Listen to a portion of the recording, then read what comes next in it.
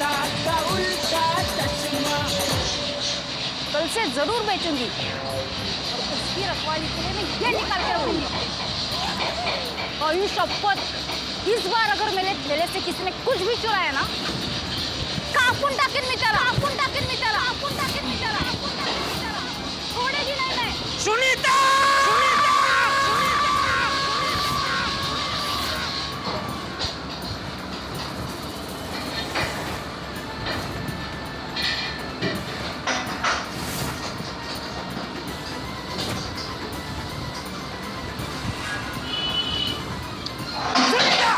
सुनीता! सुनीता! कोयता नीचे कर! कोयता नीचे कर! अरे कोयते से बेचारा बबीता जी को क्यों धमका रही है? तेरी इतनी हिम्मत हमारी सोसाइटी में आके हमारे लेडीजों को ऐसे कोयता दिखा के धमका रही है तो? बबीता जी, अंजलि भाभी, रोशन भाभी, कमल भाभी, अभी बिल्कुल टेंशन लेने की जरूरत नहीं है। मैं आ गया हूँ।